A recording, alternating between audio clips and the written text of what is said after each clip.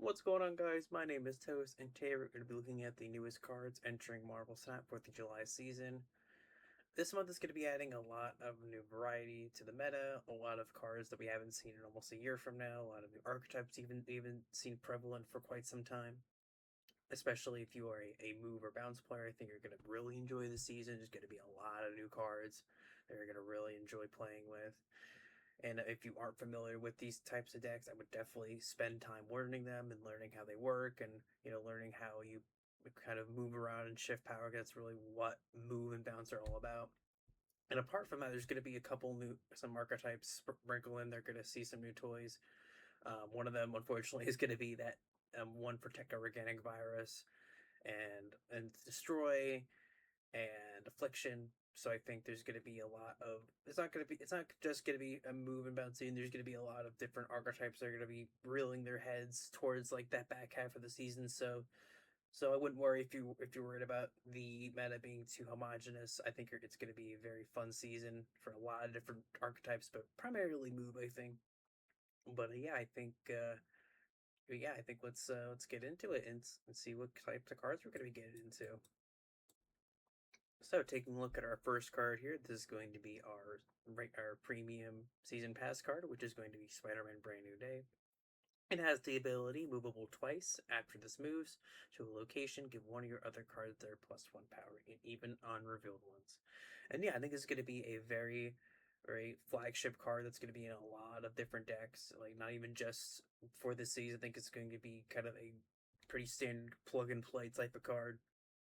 It's very much reminds me of like your Nightcrawler, where it's like moving. But this one, I feel like it's a way more like I want to say, um, just better. I was like, yeah, this thing it's a better Nightcrawler, which is kind of interesting because where does that leave the current Nightcrawler? You know what I mean? Whereas with this, it can move twice and it gives power to locations.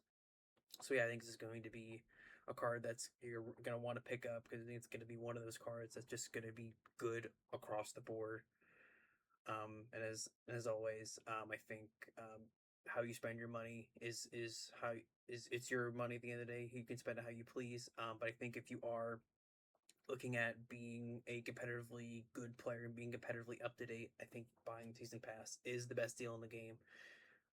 As far as like super premium pass goes, which we'll get into in a moment, I think that's a little more subjective. I mean, I always pay for the super premium pass card, and I think that if you want to actually be competitively viable, you should go for the super premium pass card. But at the same time, if you want to be spending the $10 instead of the 20, then you'll be okay.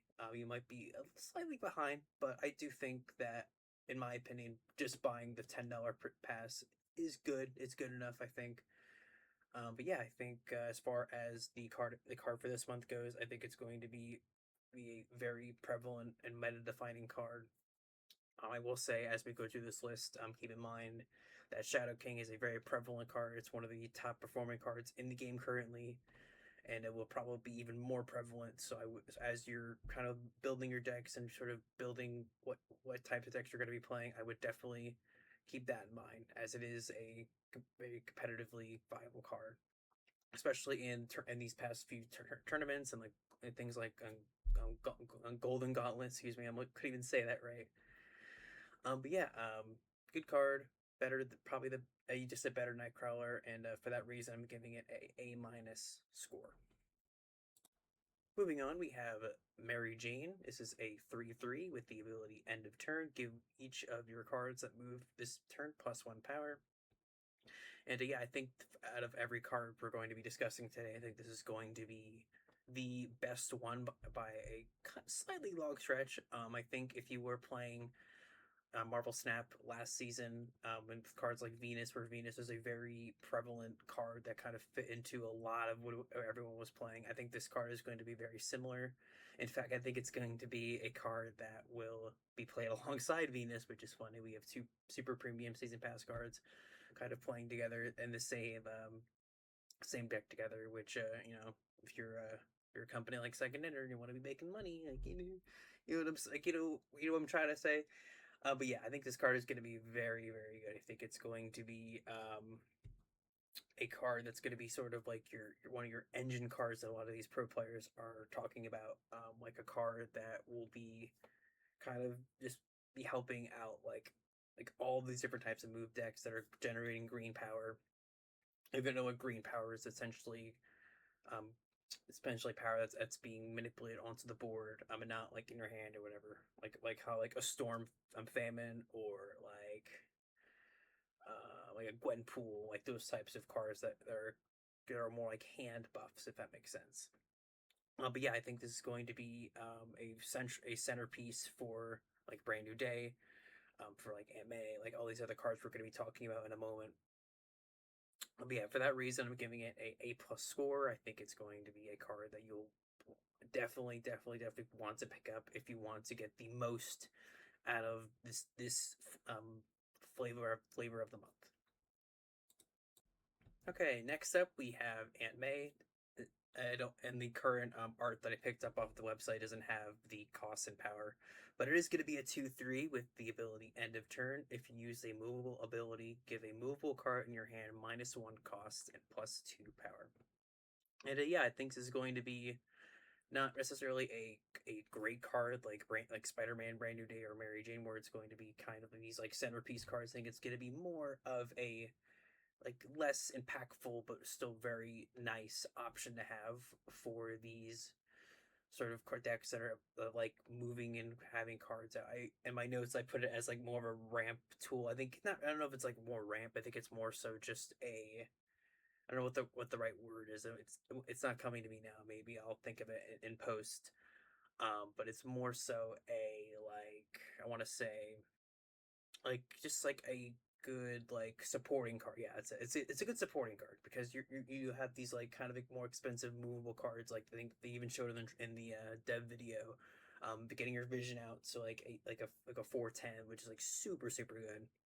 So like those like really expensive cards that really like getting out early, or even just getting out like your torch like out like early if you're able to, of course, that early. You know, like having getting out these like cards that super early and giving them power as well. I think it's just going to be a solid, very like reliable support card because you're moving around stuff a lot. And for that reason, I'm giving it a B+ score. I think it's going to be a solid card. Like, is it going to be a must get? I don't think so. I think if you're going to skip out on a card, I think if it's going to be this one, I think you're going to do okay overall. There's another card in here, or two more other cards here that I think you might want to skip out on. One you'll definitely want to skip out on. The other, not so sure, but I'm getting a bit ahead of myself, so we'll just move on. Okay, our next card is going to be Tarantula. It has the ability End of Turn. Well, actually, I'm getting ahead of myself. It's a 2/2 with the ability End of Turn. If you have the highest power among cards in play, give this and 2 cards in your hand +1 power.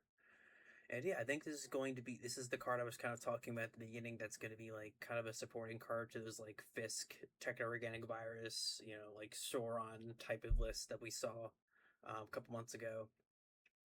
Which have been kind of on the downturn a little bit. They're still kind of good. Like I think the like Techno-Organic Virus as a card is still very prevalent right now, but still it's definitely going to be winning off significantly and going into this month with all these new cards that are going to be coming out. So, but yeah, I think this is going to be a really nice supporting piece. Is it going to be like really good on its own? I don't think so. I think it's going to be just a solid like option to be having with these like Fisk, Organic Virus, Martyr, like these decks that really want to get up priority as quickly as possible at the beginning of the game and getting those Fisks out early. I think this is going to be a really good card for that. I think for that reason, we're giving it a B+ score. I think it's going to be like I said, just a solid supporting piece. Like I'm not sure if it can be like a great card on its own, but I think it's gonna be good. I think it's gonna be okay. Like I think if you are interested in playing these types of like Terra-Organic Virus Fist decks, I wouldn't go for this card. I think it's a very specific type of card, and for that reason, I think it's kind of tailored to if you like it, cool. If you don't, then don't bother. So yeah. Okay, our next card is going to be Boomerang. It's a 2/2 with the ability when this returns to your hand, randomly steal 4 power from cards in your opponent's hand, then activate, return this to your hand. I think this is like a very specific type of card, even more so than Tarantula, where it's going to be, well, of course, it's a, as you can probably have guessed, it's a very bounce centric card. And bounce right now is at a very awkward place because it's not very strong right now. Like a lot of the current meta defining cards right now are all about spreading power like really wide, like with like your tiny organic viruses and your fisks. So I think bounce right now is kind of in a weird place where it doesn't really have an identity, like, per se. So I think for that reason, I think is this going to be a good support piece that'll be kind of not that great now, but like we'll maybe see some new light as if we get new supporting pieces for it alongside this. For that reason, I'm giving it a C plus. I think if this card continues to get support with other bounce options, it could go up to like a B plus. As it stands right now on its own, with this card entering what bounces currently, I'm not really high on this. I think it's basically kind of like a worse Scorpion in my opinion, because with Scorpion you're afflicting the opponent's hand with -1, whereas this you're kind of doing the same thing but less, with like less like versatility, I guess. So I just don't see this card being very prevalent right now. I think it needs more support to potentially be worth getting. But that being said, though, I do think if you are someone that enjoys bounce and is kind of hoping for bounce to maybe make a return in the next couple months, I think you should look into getting this card. But I think if you even like don't like bounce like a little bit, I think you should really skip out on this card. But yeah, I think that's kind of where I stand at it right now. I just think it's gonna be not really good now, but could potentially be good later. So yeah. Hey, our next card is going to be Scorpion. It's a 6/8 with the ability Ongoing, double the power reductions on all enemy cards. And yeah, I think this is the card in my opinion, the most excited for. I'm someone that really enjoys playing Affliction. I think finding ways to kind of go wide with your Affliction is something that I really enjoy. I think it's a nice like kind of think piece. The way you think about it and the way you like sort of are determining where your Affliction like pieces go. So yeah, this is a card I'm very excited for. I think it's going to be a really fun boss card because you're doubling all this power reductions. And what's interesting about Affliction right now is it's really about taking your own Affliction with and getting your Ajax to balloon up. And so being able to kind of have your curve of like Man Thing on 4, Ajax on 5, and then playing a Scorpion down, like that sort of curve, and then the kind of not being as reliant on tanking your own Affliction to win the game. I think it's really fun in a way more exciting way to be able to play this Affliction style list. Because you're not really relying on that as much. I will say though, I think unfortunately, as you probably guessed, this is very susceptible to Luke Cage.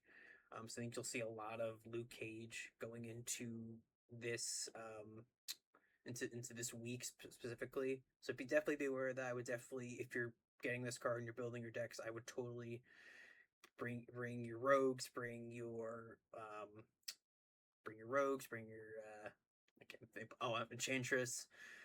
Definitely consider doing that. But apart from that, I think it's gonna be a great card, and I think for that, I'm giving it a B plus. I think if we're living in a world where like your tech is kind of on the down low, and whereas it has been for some time, like cards like Shang-Chi, but I think if moving forward, I think if Affliction starts to gain new popularity, I think this card will be a huge centerpiece for it. And if you enjoy Affliction even a little bit and are wanting to play something a little different, I would highly recommend getting this card because I think it's going to be in every Affliction list moving forward. All right, next up we have the Sinister Six. It's a 6/12 with game start. The first 6 characters you draw are evil. After you play them all, merge them into this and add this to the last one's location. I think this card's going to be garbage. Like, just straight up. I don't have a whole lot to say. I just think this card is going to be terrible.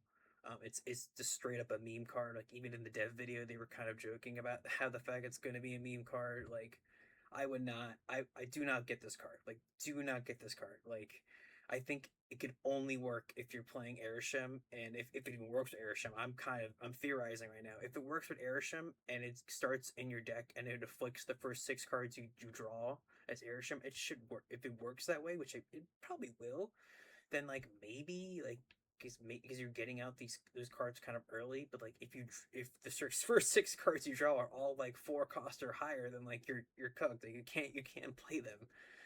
But yeah, so I don't see this card being a card. I think it's horrible. Like it's such a meme card. Like what it get up to like this to a 6 like 22, 24, which is like not like terrible, but it's like but keep in mind though, if you're playing them and you're playing these big cards and they're kind of merging and taking away from locations, it could be really it could be really really bad. So I don't see this card being good. I would totally skip out on this card if you're trying to be competitive and save your tokens. Do not get this card. But I will say though, if you like to have fun and make some meme decks, then hey, you should get this card. But like, if you are strictly trying to be a competitively viable or competitively like viable, like yeah, viable player, do not get this card. And for that reason, I'm giving it a D plus for being just a meme card. Like, I'm sorry, just don't get this card, please. All right, our first card of the LTM game modes is for Team Clash. This is Tombstone. He's a 2/3 with the ability On Reveal, destroy your lowest power card at each other location. I don't really have a lot to say about this card. I just think it's gonna be like kind of just I don't really have like the foresight to be able to play like just I don't really play a lot of Destroyer, so I can't really say how much this provides. Like I can kind of guess like it's good like throwing into like your what like your X23s and your Deadpools, like getting those like destroyed quickly. I think that's gonna be good. Like, but I don't play Destroy a lot, so I can't really say it's gonna be like a solid like inclusion. Like I think it's gonna be good to have. Like, is it worth putting it into your deck as a Destroy player? I'm not one to say. I think with what I know about Destroy, it could be good. Like in Weapon X, I think it might be interesting. I play a decent amount of Dormammu and Weapon X. I think it might be solid. Like at the same time though, like at what point are you kind of doing that consistently? I guess like what look at like your Squirrel Girls with your Uncle Ben's. You know what I mean? So I think in that regard it could be good, but I don't think it's gonna be great. So I decided to go middle of the road on my score here with B plus B minus. It's kind of I'm not really one to say. I think it'll be decent. I don't think it's gonna be like amazing. Yeah, I guess we'll see. I don't know. The Destroy players are crazy, man. They come up with some crazy shit that I could not even fathom. So yeah, I'm excited to see what they do with this. Okay, that brings us to our final card of the month. This is going to be a card earnable in Grand Arena Showdown, which is the brand new game mode. It's going to be a 5 cost spell with the ability On Reveal. Give your cards here +2 power, and it costs 1 less for each movable card you played. I think it's gonna be good. I'm not really sure. Like, I think it's a lot of times gonna be like a 2 or 1 cost spell. I think I might actually change my score at the very end. Because I am like kind of doing this on the fly a little bit. But I do think it's gonna be a nice little like plug and play card for like these move decks. Is like you're gonna be even like beyond this meta that we're gonna be transitioning out of in a couple months. I do think it's gonna be a card you're gonna include in a lot of your move decks, even like your kind of honest move decks with like Dagger and Cloak and like your torches and your Heimdalls. It's like, even like the honest stuff. I think it's gonna be a card you'll want to include. I don't really have a whole lot to say. Like I kind of just explained it, so for that reason, I'm gonna give it a B minus. I think it's gonna be just solid. Like I think B minus, B plus, maybe even A minus. I think it's just a nice plug and play for those very honest move decks. But yeah, that's gonna take us to the very end. Thank you so much for watching. If you watched this far, kind of just starting out my Marvel Snap journey. I hope you guys will join me on it. I'm very excited to join this creator space and hopefully make a name for myself. I love this game. I love playing it. I play it almost every day. I have so much inspiration for a lot of creators in the space. I have big aspirations to be a part of this community in any way I can. I just think it's a fantastic game that deserves serve so much. So for that reason, I'm going to be sticking around. Hopefully, you guys will stick around with me. Kind of learning the ropes as I go. I'm not the most skilled when it comes to like video editing stuff. I'm kind of self teaching myself a little bit. I'm just trying out new things, trying to kind of use this YouTube channel as like a basis for like a portfolio, or for as a something I can just be proud of, and to show my love for the game even beyond that. But yeah, as always, like and subscribe. Leave a comment if you have any like questions or concerns or discussions. I'd love to hear from you guys. I'd love to hear what you guys have to say. Anything you want to add, that'd be great. Helps me learn, helps me become a better content creator for you guys. And yeah, thank you for watching. I will see you in the next one. Bye bye.